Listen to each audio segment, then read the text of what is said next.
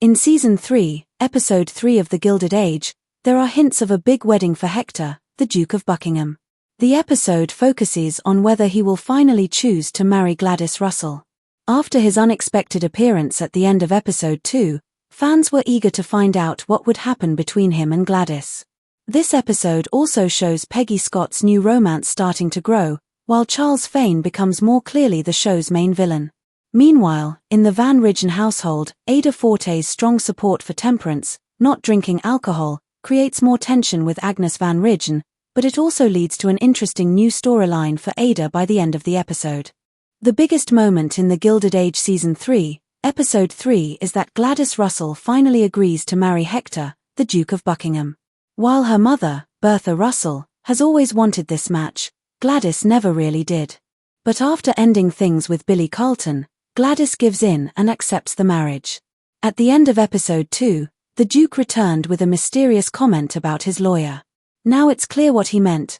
Based on a deal he made with Bertha in Season 2, he expected to get a lot of money in exchange for marrying Gladys. He needed the money to keep up his estate and titles back in England. At first, George Russell, Gladys' father, refused to pay the Duke more than what he already offered.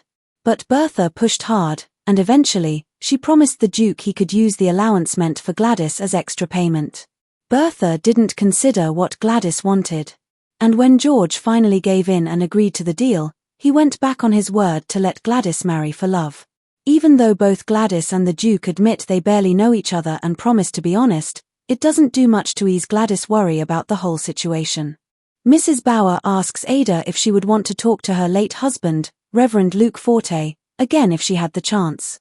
Since Luke's death in Season 2, Ada has felt lost. She's thrown herself into the temperance movement and is trying to figure out how to move on without him. So the idea of speaking to him again is very tempting.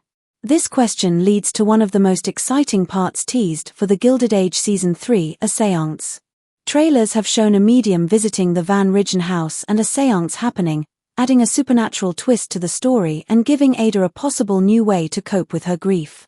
Peggy Scott hasn't always gotten along well with her parents in The Gilded Age, but in Season 3, their relationship seems to be improving.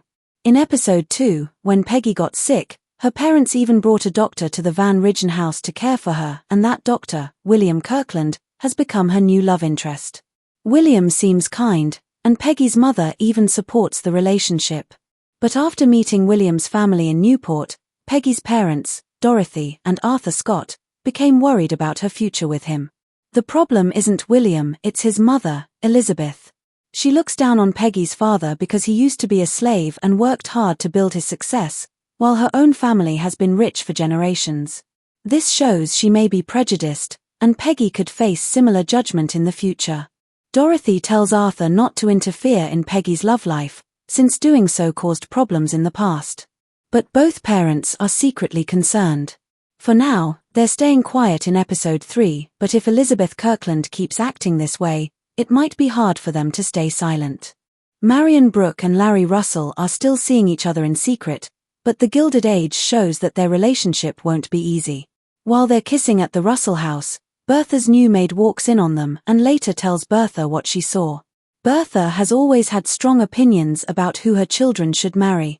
Since Bertha has been very controlling about Gladys' love life, it wouldn't be a surprise if she disapproves of Marion and Larry being together. Marion has already had 2 broken engagements, and Bertha probably doesn't think she's a good match for her son.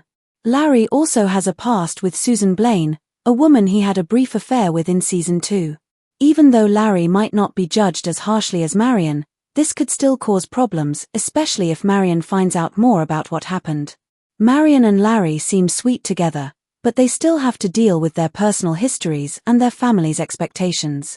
John Jack Trotter's alarm clock invention has been part of The Gilded Age since Season 2, but in Season 3, he still hasn't had any luck selling it. After teaming up with Larry Russell at the end of Season 2, they've been trying to find people to invest in the clock, but so far, no one has said yes. Everyone at the Van Ridgen house still believes Jack will succeed, but Jack himself is starting to lose hope and feel frustrated. Surprisingly, it's Mrs. Armstrong, who's usually grumpy and negative, who cheers him up a little. She tells him he should be proud that he even got a chance to pitch his idea. Even though Mrs. Armstrong is often wrong, this time she gives Jack some good advice: don't give up. So far, none of his meetings have led to anything, but since the show keeps focusing on his story, it seems likely that Jack's big break might come later in the season.